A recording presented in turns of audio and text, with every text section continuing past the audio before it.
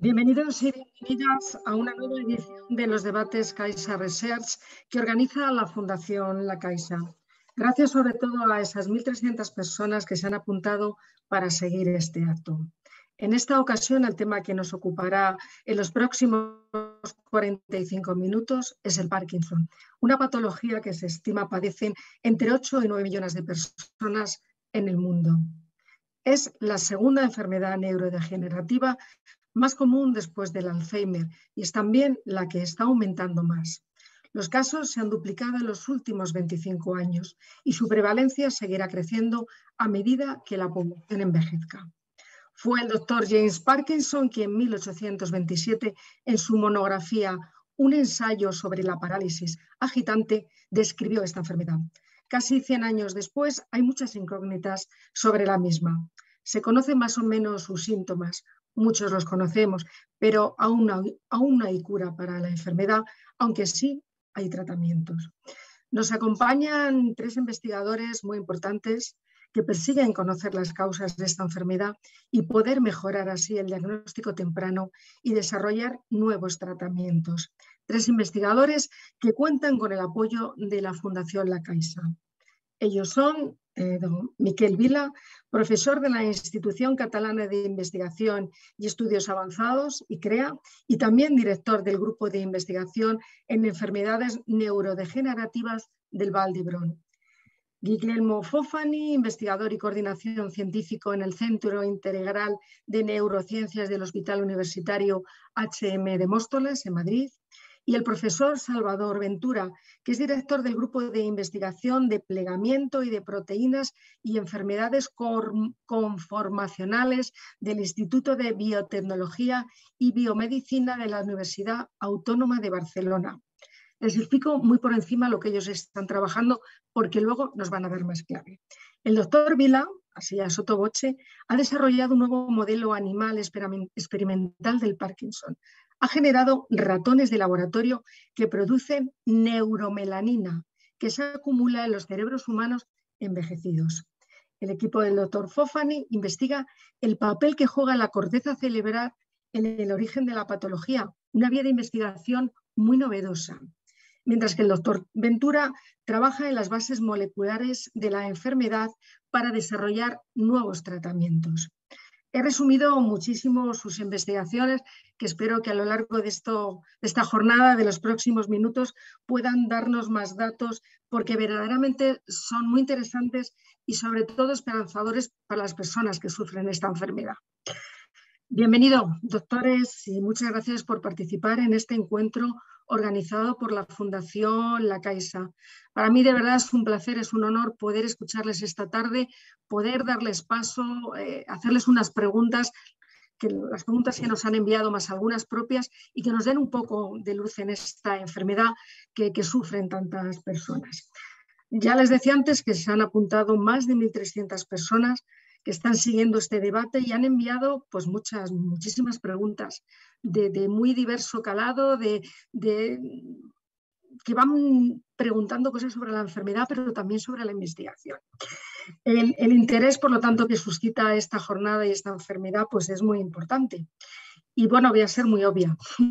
La primera pregunta, que también se ha repetido más y que las personas que nos siguen quieren saber, ¿qué es el Parkinson? Como alguien tiene que empezar, pues creo que, doctor Vila, cuéntenos, ¿qué es el Parkinson? Vale, muy bien. Bueno, muchas gracias por la invitación y por la organización de este debate a la Fundación La Caixa.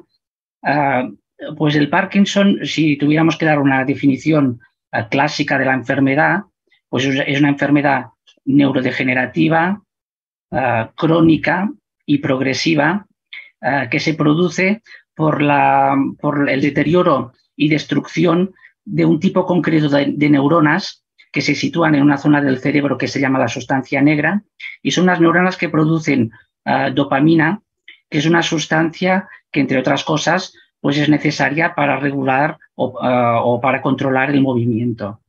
Por lo tanto, en los enfermos de Parkinson, al perder estas neuronas, pues se pierde la dopamina cerebral, lo que da lugar a los síntomas típicos motores de la enfermedad, como serían una lentitud o dificultad del movimiento, una rigidez de las extremidades, el temblor de reposo que la gente asocia al Parkinson, pero que no siempre existe, y luego también pues pérdida del equilibrio y alteraciones en la postura y en la marcha.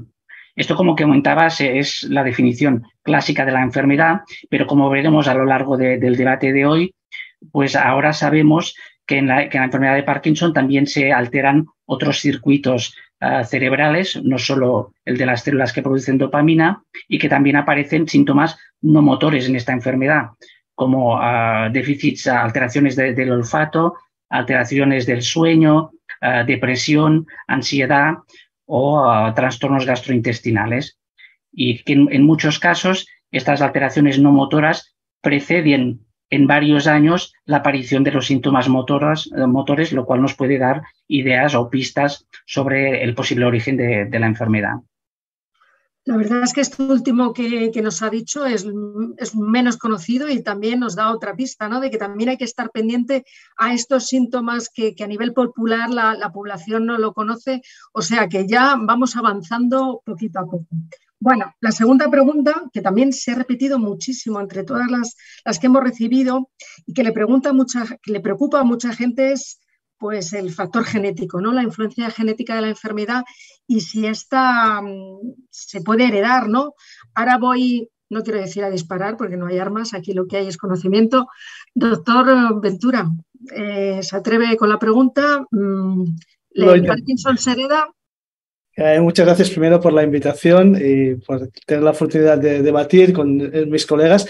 Esencialmente, el Parkinson en la mayoría de los casos no se hereda o no tiene un factor genético conocido. De hecho, no sabemos muy bien por qué el Parkinson, que se genera de forma espontánea, ocurre, pero sí que es verdad que hay un número de los casos que, me corregiréis si me digo, que llegan solo al 5%, 5-10%, que sí que es debido o conocemos que hay mutaciones genéticas que están asociadas a una mayor incidencia de Parkinson.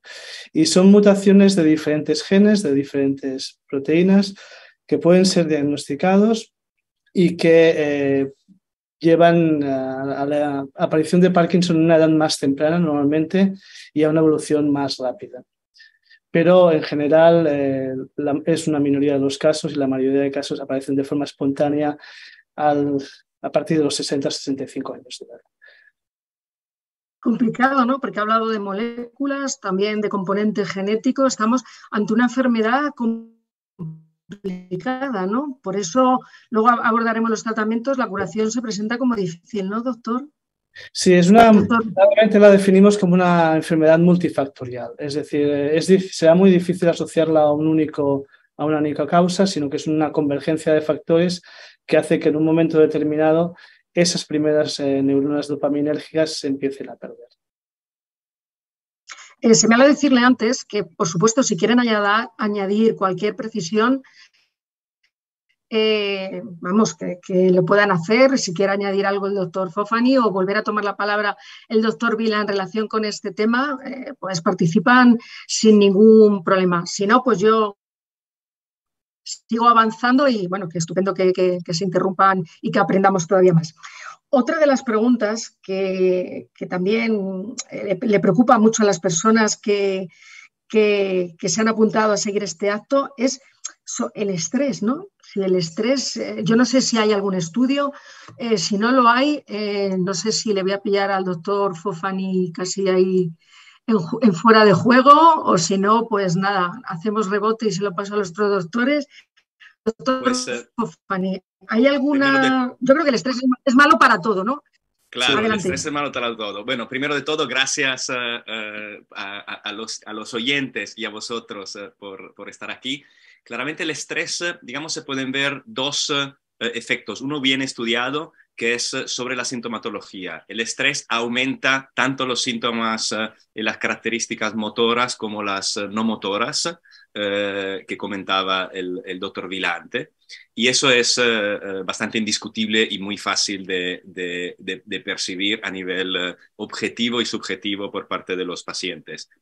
Se discute más si también tiene un efecto que promociona la neurodegeneración. Entonces hay estudios en animales que sí que sugieren que un mantenimiento de un estado de estrés no es bueno y empeora la neurodegeneración. Creo que no está tan claramente establecido en humanos, donde claramente es más difícil aislar los elementos, pero claramente un estrés continuo no es bueno para la enfermedad de Parkinson y no es bueno para muchas otras cosas. Le veo al doctor Ventura que está sintiendo con la cabeza. ¿Quiere añadir algo más, doctor? No, no, totalmente de acuerdo. Es decir, las situaciones de estrés en general, no solamente para Parkinson, sino para las mayorías de enfermedades que están relacionadas con el cerebro, son un factor que, aunque no sabemos directamente cómo influyen, impactan sobre él. Bueno, ahora otra pregunta que también se ha repetido muchísimo en el top 10 de preguntas que hemos recibido es una relacionada con el género, ¿no? Y, hombre, pues por una vez las mujeres salimos mejor para... ¿no? Ellos nos preguntan,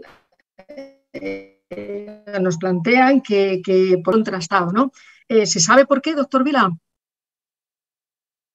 No, realmente es verdad que hay una mayor incidencia de Parkinson en hombres.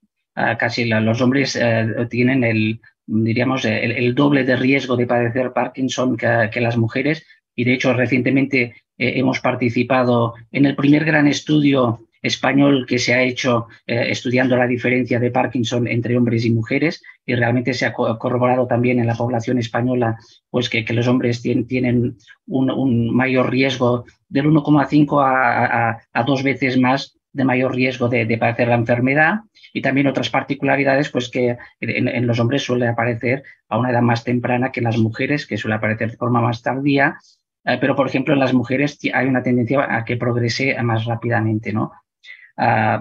Las bases biológicas de por qué hay esta diferencia no se conocen. Se están estudiando pues factores genéticos, factores neuroendocrinos, hormonales, también posibles diferencias en el sistema inmunitario entre hombres y mujeres,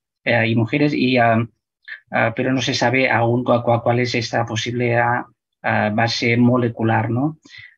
Lo que sí puedo añadir es que quizá ya lo hablaremos más tarde, pero en el proyecto de la Caixa que nos están financiando y que comentabas, Maite, sobre el posible rol de este pigmento intracelular, la neuromelanina, que se acumula con la edad y que las neuronas que acumulan más neuromelanina pues son las que degeneran de manera preferencial en el Parkinson. Nosotros lo que hemos visto es que los hombres producen más neuromelanina, tienen una producción acelerada de neuromelanina comparado con las mujeres, de manera que acumulan más rápidamente este pigmento de forma excesiva, llegando antes a este posible umbral patológico de acumulación de neuromelanina, lo que podría explicar pues que quizá los hombres tengan más riesgo de padecer esta enfermedad y que la desarrollen antes que las mujeres. Pero esto aún está en fase experimental. Y usted lo que está investigando es eso, las cosas, por qué el varón, digamos, que genera más la neuromelanina.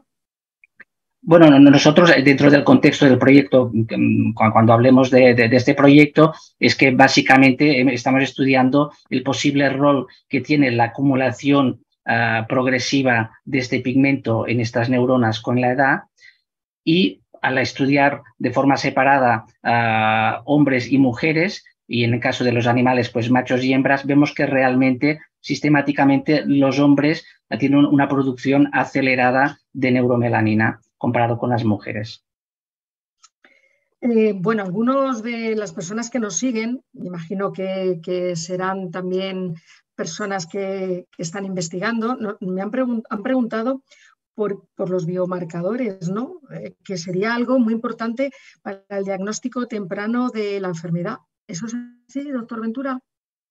Sí, los biomarcadores son fundamentales, es decir, y de hecho hay un gran esfuerzo a nivel internacional en generar y validar biomarcadores efectivos. Y por varias razones. Uno de ellos claramente es poder diagnosticar antes la enfermedad, antes de que aparezcan como mínimo los síntomas motores, que son los más evidentes, pero también porque sin biomarcadores no podemos hacer terapia. Cuando aplicamos una terapia tenemos que saber qué es lo que ha mejorado. Y la forma de medirlo hasta ahora solamente son formas, digamos, evaluar si el paciente ha mejorado en los síntomas motores, y una serie de evaluaciones que son bastante subjetivas. Y por lo tanto, si tenemos claves moleculares que nos dicen este biomarcador está mejorando, eso va a ser un indicio de que la terapia que hemos aplicado está funcionando. Por lo tanto, hay un gran interés en desarrollar biomarcadores que son de diferentes tipos. Básicamente se pueden clasificar en clínicos, que sería básicamente la aparición de estos síntomas no motores antes del desarrollo de la enfermedad y la evaluación de su impacto. Hay otros marcadores que son, y cada vez se hace más hincapié en esto, es marcadores de imagen. Hay una serie de problemas en el cerebro que se pueden con contraste visualizar con diferentes, y uno es la pérdida de dopamina, cuánta dopamina queda en el cerebro, eso es un marcador de degeneración en Parkinson. También los niveles de neuromelanina, si no me equivoco, se están utilizando como marcadores para una técnica que se llama MRI. Y después hay unos marcadores, digamos, en los biofluidos que quizás son los más interesantes porque van a ser los más accesibles. Y se trata de detectar moléculas que están en biofluidos. Se está trabajando muchísimo en líquido cefalorraquídeo, mucho menos en sangre todavía. El líquido cefalorraquídeo está conectado con el cerebro directamente y por lo tanto nos da una idea de qué está pasando en el cerebro sin tener que entrar en él y por lo tanto y están haciendo avances muy significativos. Si no me quiero extender, pero 13 de abril de este año apareció un estudio muy importante. Este estudio es financiado por la Fundación Michael J. Fox, que es una persona que, como probablemente sabéis, tiene una de estas mutaciones que hace que el Parkinson aparezca de forma temprana.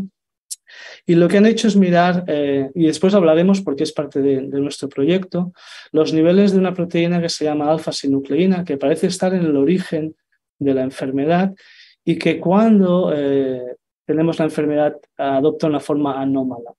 Entonces, se ha generado una técnica que permite visualizar cuánta forma anómala hay y eso ha tenido gran éxito porque en gente que tenía Parkinson lo ha acertado con el 93%, es decir, sacando líquido cefalorraquídeo, que ya sé que no es la más óptima de los ensayos, pero es lo que tenemos hasta ahora, pues el 93% de las personas que tenían Parkinson manifiesto han dado positivo y solamente el 5% de las personas que no lo tenían han dado positivo, por lo tanto la tasa de error es muy baja. Hasta ahora no hemos tenido nada que funcione tan bien. En clínica un diagnóstico del 90% de acierto se considera suficiente como para desarrollar un biomarcador. Y por lo tanto yo creo que este es uno de los más interesantes que tenemos en este momento, porque además permite estratificar, es decir en qué estadio tienes, no solamente si lo tienes o no, si está muy avanzado o está en una etapa anterior.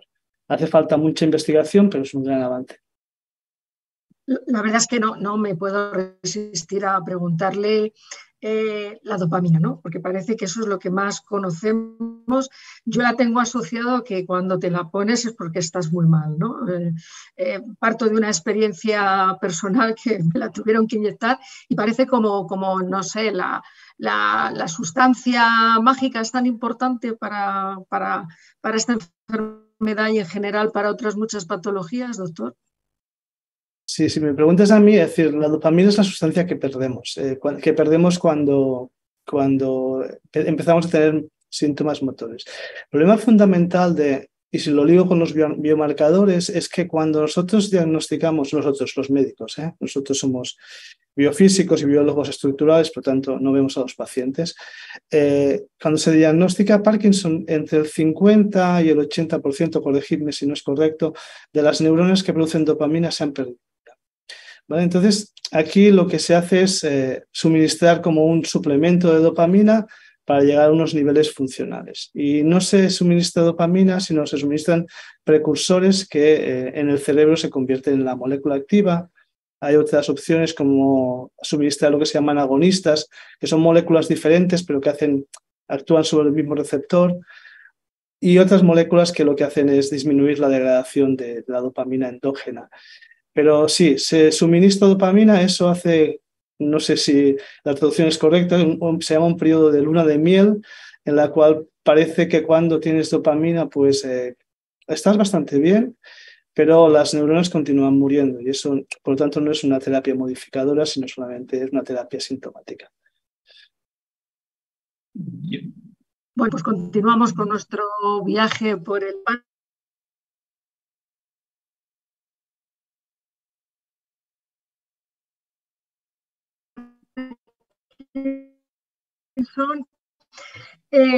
Hay otra pregunta que también se ha repetido mucho, y si hay alguna relación entre dieta y Parkinson.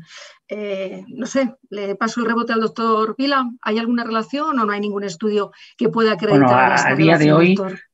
No existe una dieta, una relación entre la dieta y Parkinson en el sentido, por ejemplo, que hubiera una dieta, digamos, beneficiosa que pudiera pues, prevenir o retrasar la aparición del Parkinson, o al revés, que hubiera una dieta pues, que fuera perjudicial, que pudiera incrementar el riesgo de Parkinson, ¿no? O sea, en este sentido, a día de hoy no hay ninguna relación de un tipo de dieta que pueda influir en la aparición o no del Parkinson.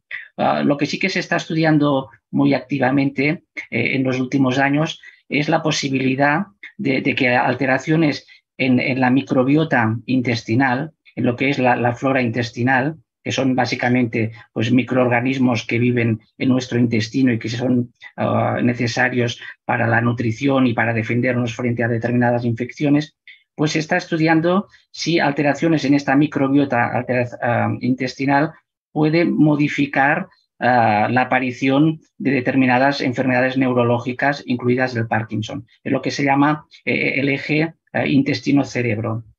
Y, por ejemplo, se ha visto que en los pacientes de Parkinson la composición de esta microbiota es distinta de los sujetos sanos, y se está intentando estudiar a nivel experimental si modificando esta microbiota intestinal en los pacientes de Parkinson, por ejemplo, pues dando tratamientos probióticos que son pues, complementos alimenticios a base de microorganismos que te permitirían cambiar esta composición de esta microbiota, si esto podría tener un efecto beneficioso.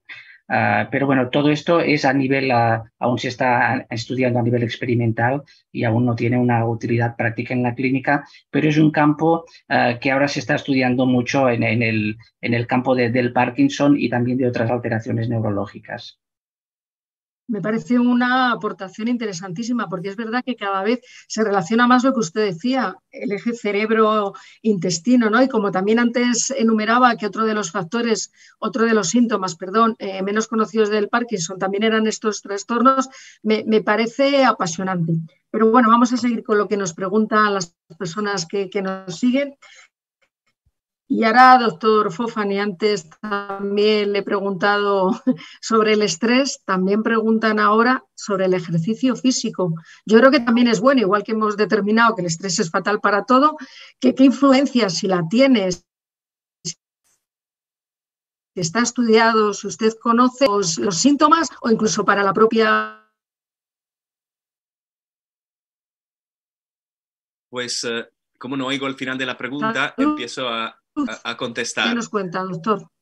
Entonces, el ejercicio sí que se conoce que tiene un impacto sobre la enfermedad. Es en realidad la única cosa que de verdad ayuda a ralentizar la progresión, la neurodegeneración. Entonces tiene un impacto positivo, no simplemente por sentido común, porque hace bien hacer ejercicio físico, que es verdad, sino que también hay un impacto un impacto directo, no solo sintomático, sino sobre la progresión de la enfermedad. Obviamente, siendo una enfermedad motora, el ejercicio también ayuda a mantener el aspecto motor en forma, entonces tiene unos aspectos positivos, tanto sintomáticos como de fondo. Entonces, siempre se recomienda a los pacientes hacer ejercicio físico y tener una rutina de ejercicio físico lo más activo posible. Esta entonces la teníamos bastante bien clara. Seguimos con las preguntas porque la verdad es que son muchísimas, pero yo creo que también podíamos recuperar un poco, hablar de los tratamientos. La pregunta es para los tres, porque bueno, cada uno ya nos han esbozado un poco y también en las investigaciones. ¿Por qué los tratamientos, que también preguntan, son poco eficaces cuando la enfermedad está ya muy desarrollada? Si quiere, empiezo con usted. Esta es común para los tres. Empiezo por usted, doctor Fofani. ¿Por qué no funcionan los tratamientos según la enfermedad va avanzando? ¿Y si hay esperanza de que haya alguno que pueda funcionar?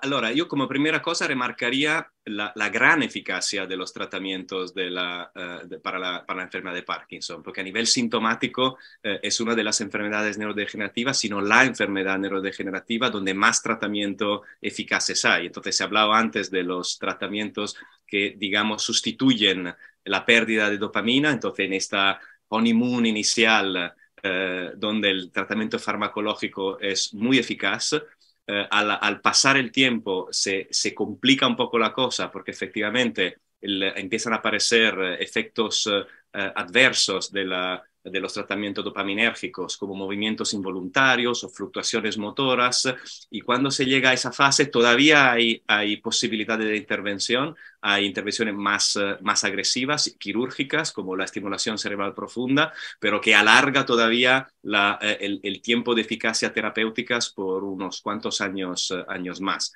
Obviamente la problemática al avanzar de la enfermedad es que por esta complejidad de características motoras y no motoras es cada vez más compleja, entonces cada vez más difícil de gestionar. Entonces, yo creo que el aspecto, volviendo a la pregunta, ¿por qué fallan? En parte porque aumenta la degeneración, se hace más compleja la enfermedad y entonces hay que tener tratamiento y combinaciones de tratamiento que se van haciendo cada vez más complejos. Pero ahí se combina tratamiento farmacológico, tratamiento no farmacológicos, como he dicho, la estimulación cerebral profunda, hay nuevos tratamientos con ultrasonidos, por ejemplo, que se han desarrollado en el centro donde trabajo, donde se hacen pequeñas lesiones en zonas concretas del cerebro que están produciendo sintomatología para eliminar la actividad aberrante de estas neuronas y que no requieren cirugía. Entonces va aumentando cada 5 o 10 años en la enfermedad de Parkinson ha habido un avance significativo desde el punto de vista de nuevas posibilidades de tratamiento que aumentan las herramientas terapéuticas que los neurólogos pueden ofrecer a sus pacientes. Pues le hago otra pregunta que también ha aparecido mucho. ¿Hay que operar el cerebro? ¿En qué casos es recomendable? ¿Tiene alguna utilidad para la enfermedad, para el Parkinson? Claro, entonces eso se engancha a lo que decía en un estadio, cuando digamos, las fluctuaciones motoras y las disquinesia o la capacidad de controlar los aspectos, sobre todo motores, de la enfermedad, ya la ventana terapéutica es muy pequeña, entonces cuando se indica la cirugía, y cuando se habla normalmente de cirugía, se habla de estimulación cerebral profunda. Que es técnicamente una cirugía. Y la estimulación cerebral profunda consiste en meter un electrodo en un núcleo muy concreto del cerebro, que es un núcleo que durante la enfermedad de Parkinson produce una actividad neuronal excesiva y aberrante. Entonces, a través de la estimulación, que conceptualmente se puede ver un poco como un marcapaso cerebral, es algo, se conecta el electrodo y se da una estimulación en alta frecuencia que es continua. Se están desarrollando técnicas más inteligentes, pero ya la continua es muy eficaz y rompe la actividad aberrante de la neurona de este núcleo.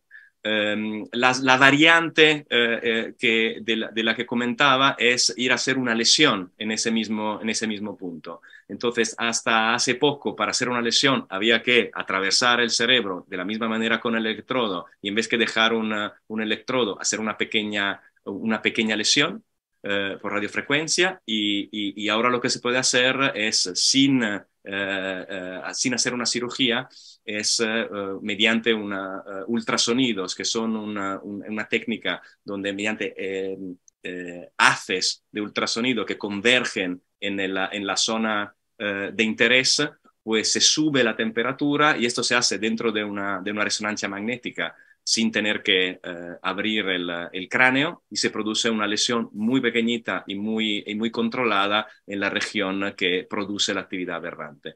Y eso se está estudiando si se puede anticipar con respecto a la estimulación cerebral profunda y si puede tener unos efectos neuroprotectores, porque tanto con lesiones como con estimulación cerebral profunda sí que se han observado efectos neuroprotectores en modelos animales, pero la problemática en pacientes siempre ha sido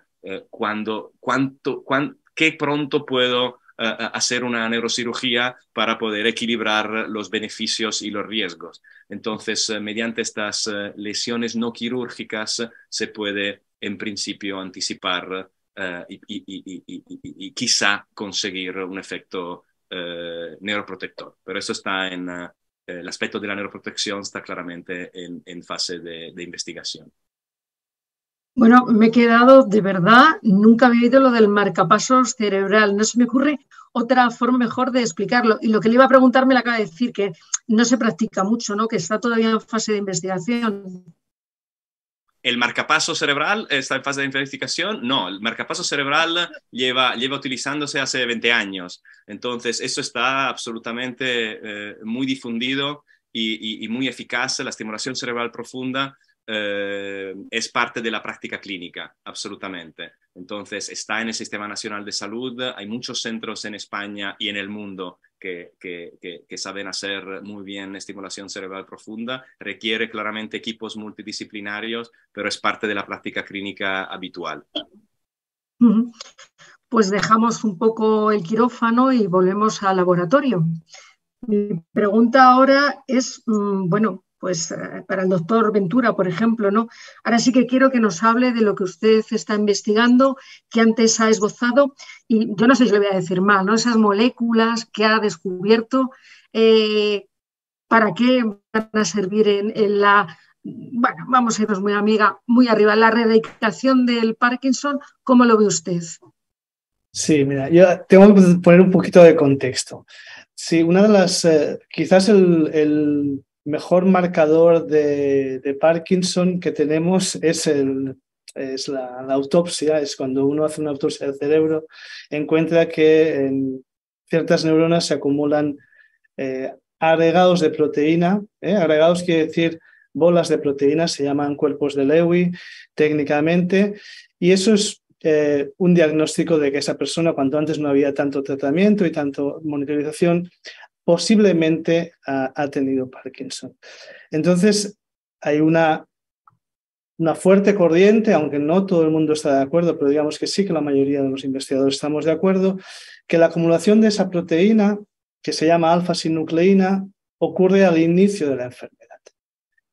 Y la idea es que en las neuronas sanas, esta proteína es soluble, está flotando, es una proteína que no tiene estructura, es una proteína un poco especial y eso hace que los abordajes sean más complejos, pero en un momento determinado, y no sabemos por qué, la proteína empieza a agregar, se autoensambla, forma ensamblajes más grandes que acaban formando fibras, se llaman fibras amiloides, y de una forma u otra, a través de diferentes mecanismos, eso es tóxico para la neurona y la neurona acaba muriendo. Entonces, este tipo de aproximación bebe mucho de las aproximaciones de Alzheimer. Las aproximaciones son muy parecidas. En Alzheimer es otra proteína bastante conocida, se llama el péptido A-beta y también la proteína tau. Y allí también pensamos que es la agregación de la proteína que inicia el proceso. Entonces, la idea es que si podemos parar la agregación, estaremos actuando en los estadios iniciales de la enfermedad y, por lo tanto, probablemente no conseguiremos curarla, casi seguro que no, pero quizás conseguiremos que avance más lentamente, de manera que los tratamientos sintomáticos que el doctor Fofani nos estaba explicando serían más efectivos. Y en eso estamos trabajando. Nosotros estamos trabajando en intentar buscar moléculas que lo que hagan es que eviten que esa proteína adopte una estructura anómala, que agregue y que sea tóxica. Y lo estamos haciendo, claro, para que eso sea efectivo, lo voy a ligar con la pregunta de los biomarcadores. Hay que tener biomarcadores, porque cuando yo aplique esta terapia, de nuevo habré perdido bastantes neuronas. Por lo tanto, cuanto antes la podamos aplicar, mejor. Y esto es una terapia que no solamente nosotros, por supuesto, mucha gente en el mundo está utilizando, y de hecho las farmacéuticas es una de sus primeras líneas de actuación. Y es la de buscar moléculas que pueden ser moléculas muy pequeñas, pueden ser anticuerpos, que se unan a las formas, digamos, tóxicas de la proteína y que o bien no progrese la agregación o bien sean eliminadas, ¿de acuerdo?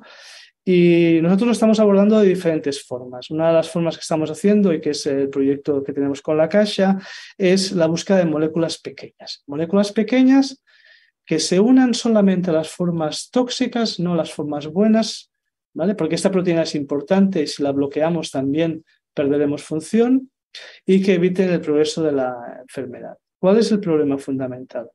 Y es que para los no expertos, cuando vemos nosotros una proteína o cuando nos la enseñan en clase, las proteínas las vemos como si fuesen unos glóbulos con una estructura definida. Y la mayoría de proteínas son así. Y eso hace que tengamos técnicas que se llaman estructurales, que nos permitan pues, encontrar una cavidad y colocar una molécula que la une. Desgraciadamente, alfa-sinucleína no es así, tampoco la proteína que causa el Alzheimer es así. Se llaman proteínas intrínsecamente estructuradas, las tenemos que ver como un hilo que se están moviendo de forma continuada. Por lo tanto, no tienen un sitio donde se pueda dirigir una molécula de forma evidente. Entonces, lo que estamos haciendo en el primer proyecto que os quiero explicar es lo que se llama un cribado ciego. Vamos a ciegas. Lo que hacemos es intentamos reproducir, y hemos conseguido reproducir en el laboratorio el proceso de agregación que tiene lugar en las neuronas de una forma mucho más sencilla, mucho más rápida y no totalmente como pasará en vivo, pero una aproximación rápida, porque eso nos permite analizar muchas moléculas. Y lo que hemos hecho es analizar 14.000 moléculas una a una en la búsqueda de alguna que pueda ser efectiva inhibiendo la agregación. Y si estamos hablando aquí es porque hemos encontrado un set de ellas que son efectivas in vitro, lo que hacen es que la agregación no progrese, hace que una de ellas, que si el agregado está formado, se desagregue y funciona en modelos animales muy sencillos. Cuando hablamos de modelos animales muy sencillos, hablamos de unos gusanos que reproducen ciertos sintomatología de Parkinson. Estamos muy lejos todavía de ratones. Pero esas moléculas son muy prometedoras porque no ven la forma funcional. Es decir, serían inocuas para la forma funcional y atacan exclusivamente la forma agregada. Entonces estamos trabajando en ellas. La primera que desarrollamos era muy bonita in vitro, era muy bonita cuando la inyectabas en el cerebro, pero tiene un problema y es que muchas de esas moléculas no llegan al cerebro. Cuando uno las inyecta en sangre, les cuesta mucho llegar al cerebro porque el cerebro tiene una barrera que lo protege del resto del organismo. Es decir, no cualquier molécula puede llegar al cerebro, llegan muy bien moléculas pequeñas como la glucosa, pero eso hace también que no puedan llegar bacterias que nos infectan. Y esa misma barrera que nos protege hace que, como en cierta manera, repele ciertas moléculas. Entonces, lo que estamos haciendo ahora es dotar a esta molécula que es activa de la capacidad de penetrar en el cerebro. O sea, que intentan engañar al cerebro. Bueno, intentamos que entienda que es una molécula buena, que de hecho al final lo va a ser, ¿vale? Y que llegue. Es decir, ahora sabemos que sí llega, cuando lo inyectamos directamente funciona. Pero sí, para que os hagáis una idea, llegaba en este momento el 3% de la molécula.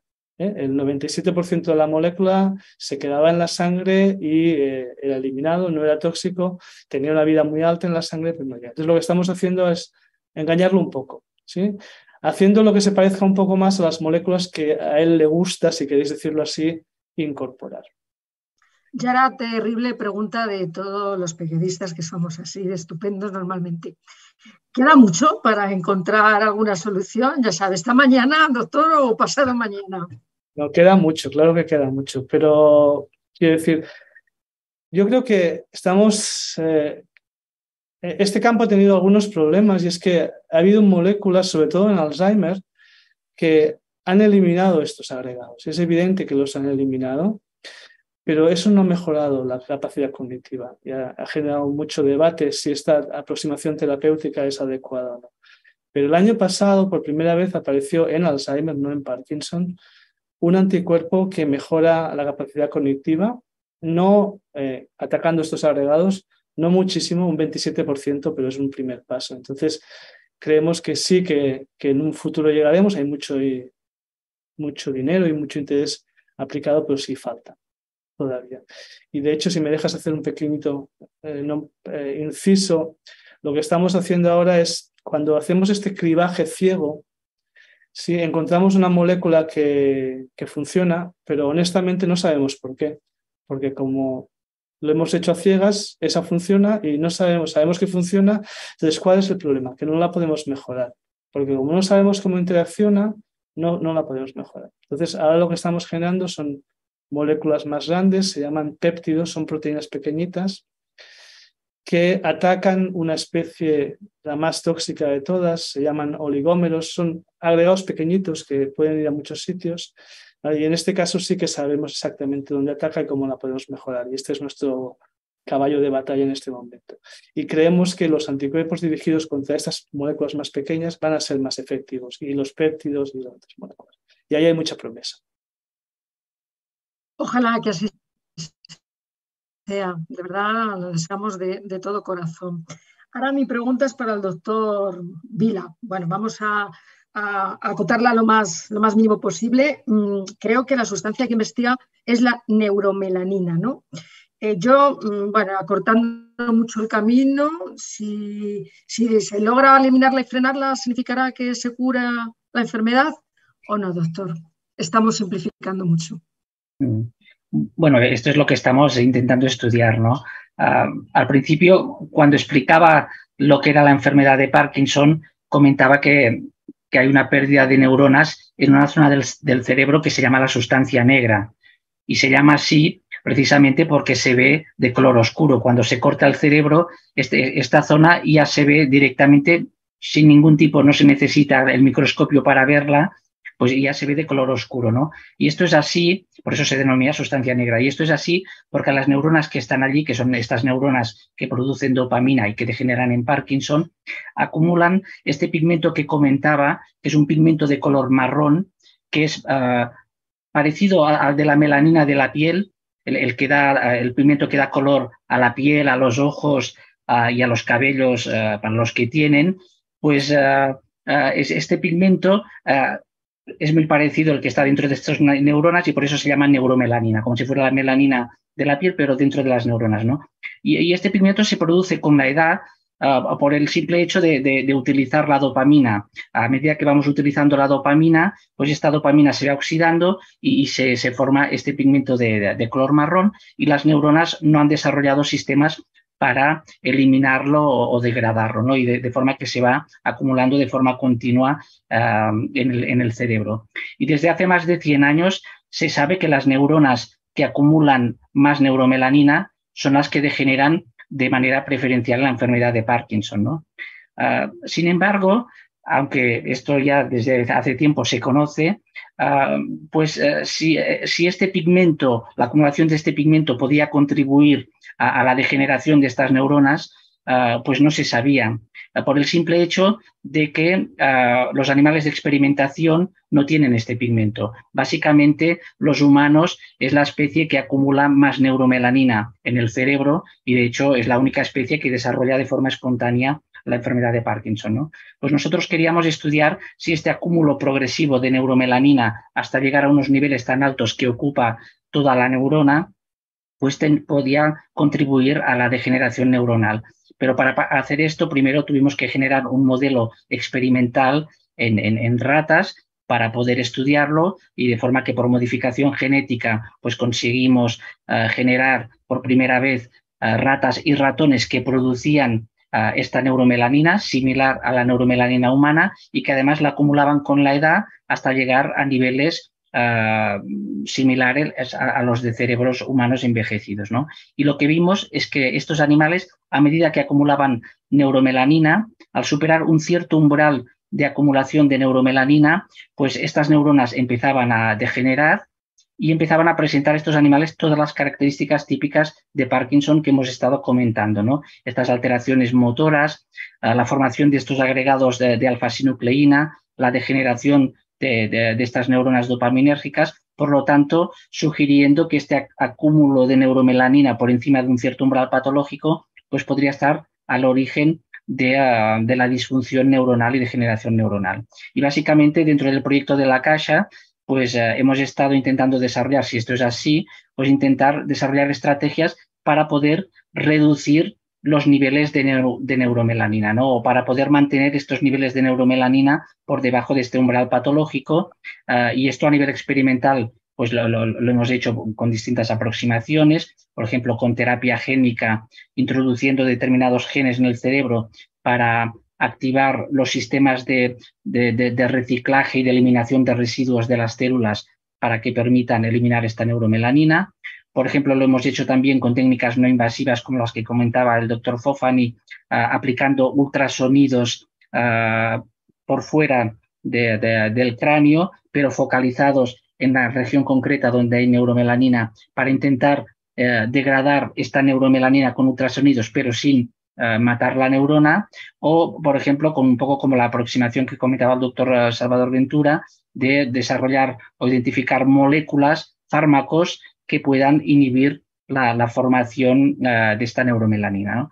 Y esto a nivel experimental hemos visto que en estos animales que hemos generado neuromelanina, si modulamos estos niveles y los disminuimos por debajo del umbral patológico, pues somos capaces de atenuar o de mejorar todas estas alteraciones de tipo Parkinson que tienen estos animales, ¿no? O incluso podríamos llegar a prevenir la aparición de la enfermedad, ya que si somos capaces, por ejemplo, como todos los humanos vamos acumulando neuromelanina con la edad, pero solo aquellos que llegan a estos niveles excesivos serían los que se produciría la enfermedad.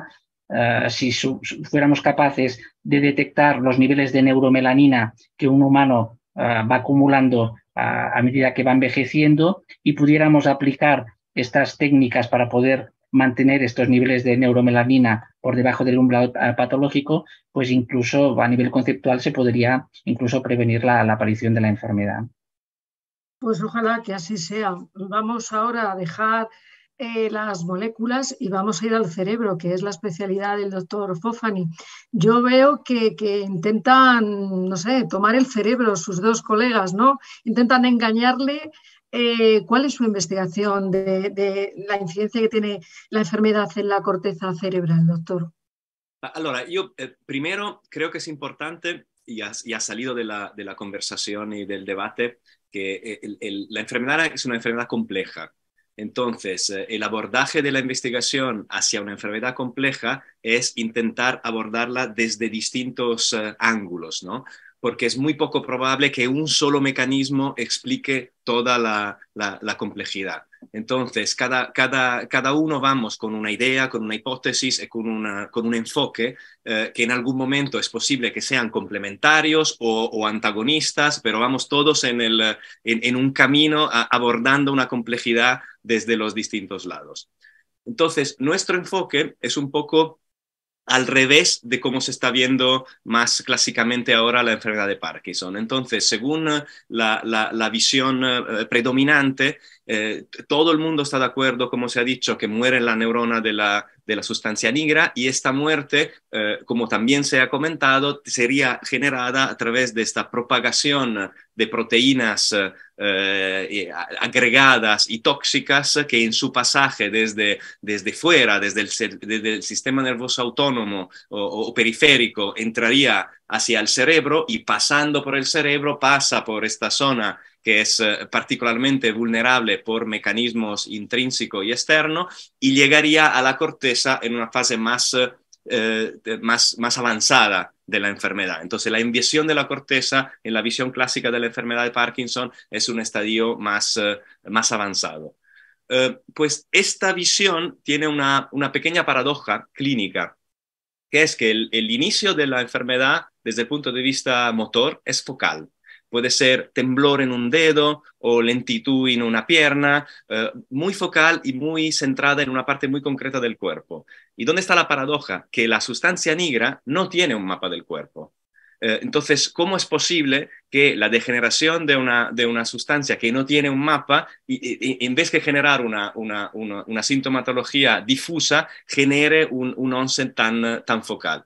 Pues no tiene el mapa, pero sí lo tiene donde llegan sus terminales. La sustancia negra proyecta al estriado, que es donde difunde la dopamina para que se use para el control motor, y ahí sí que está el mapa, y el mapa le viene desde la corteza, viene desde arriba. Entonces, con esta... de ahí es donde sale la idea que haya un efecto desde la corteza, un efecto estresor, digamos, de actividad desde arriba hacia abajo, que pueda empujar las terminales de esta neurona que son vulnerables, y entonces como empujarlas hacia el vacío cuando ya están allí lista para caer. Entonces nuestra visión es un poco esto desde arriba. Y el proyecto financiado por la Caixa, lo que estamos haciendo es testar a nivel causal y mecanístico esta teoría y esta hipótesis en roedores.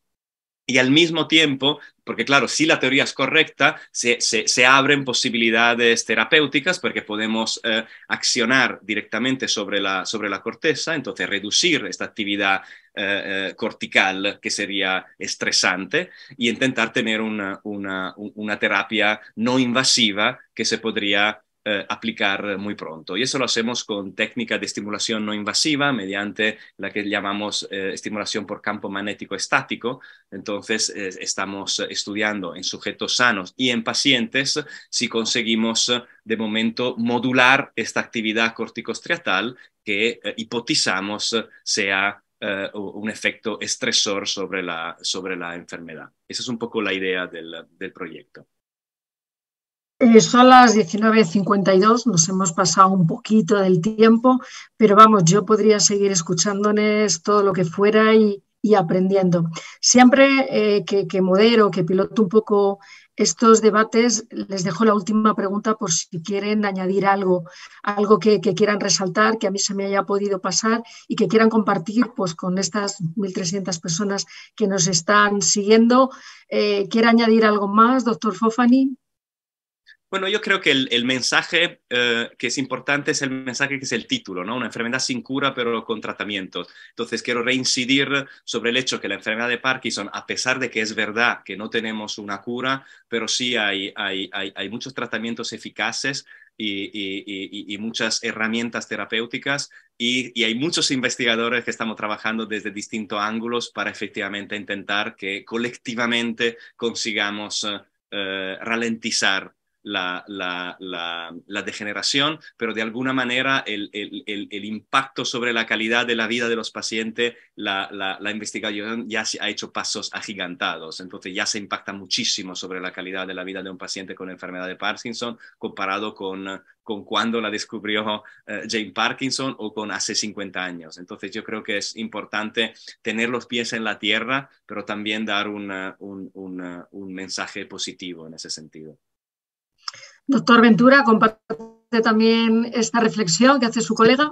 De hecho, yo creo que este es el mensaje. El mensaje es que estamos avanzando, que avanzamos poco a poco, pero que lo hacemos de forma coordinada y que los pacientes y los familiares tienen que tener bastante claro que hay mucha gente que le estamos dedicando nuestro tiempo a esto con la mayor pasión posible y que nuestro objetivo al final es contribuir en la medida que sea posible a llegar a que tengan una cura y una vida mejor. Y es muy bonito. Yo, si me permitís muy poquito, hace muy poco hicimos un crowdfunding y el premio que dábamos era venir al laboratorio un día.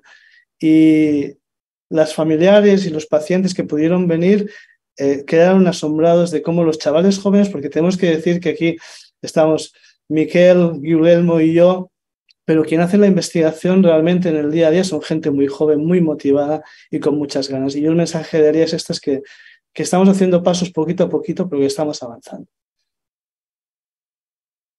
Doctor Vila, me imagino que también comparte esta reflexión, ¿no? Ese mensaje de esperanza para los pacientes, para sus familiares y también que vea la sociedad que hay gente estupenda como ustedes que está investigando y que son lo mejor de la sociedad. Lo hemos visto con la pandemia, hemos descubierto la importancia de la investigación y de los científicos. Entonces, me imagino que también en su caso opina igual, ¿no, doctor Vila? Sí, efectivamente. Y resaltar también que no solo los neurólogos clínicos y los investigadores básicos, lo muy importante también es la interacción directa con los pacientes y con los cuidadores, ¿no? En este sentido, y quizás pueda aprovechar para comentar que dentro de 2 meses se va a celebrar aquí en Barcelona el Congreso Mundial de Parkinson, que es un congreso que se celebra cada 3-4 años en un continente distinto. Y es la primera vez que se va a celebrar en Barcelona. Y la particularidad que tiene es que no solo participan los neurólogos clínicos y los investigadores básicos, sino que también participan los pacientes y los cuidadores. Y es una buena ocasión para toda la comunidad del campo del Parkinson de interaccionar y de discutir pues, los últimos avances, pero también basándonos evidentemente en las necesidades de los pacientes, ¿no? Y este sí que es una reunión que tiene esta particularidad donde interacciona realmente toda la comunidad parkinsoniana y sobre todo con el principal protagonista, que son los pacientes. Y yo creo que es una buena ocasión para lo que comentaba también el doctor Ventura, para los investigadores jóvenes poder participar, ver ahí en directo a los pacientes, porque a veces cuando se hace investigación básica, gentes que vienen de campos que no son de la medicina, pues trabajan sobre la enfermedad de Parkinson, pero no han visto nunca lo que es realmente un paciente y que realmente es muy importante pues que puedan interaccionar y ver lo que es realmente la enfermedad, ¿no? Pues muchísimas gracias a los tres por todo lo que han compartido con nosotros, por todo lo que hemos aprendido, porque después de escucharles, bueno, pues parece que el Parkinson está un poco más acotado, que con gente tan importante, tan trabajadora como ustedes, pues es más fácil. Seguro que a estas 1.300 personas que nos han seguido les han dado esperanza, que era justo ese mensaje final, y que no tiren la toalla nunca, de verdad, que la sociedad confía en ustedes y que para mí personal y profesionalmente ha sido de verdad un placer, un lujo haber compartido estos minutos con ustedes. Solo me queda decir una cosita.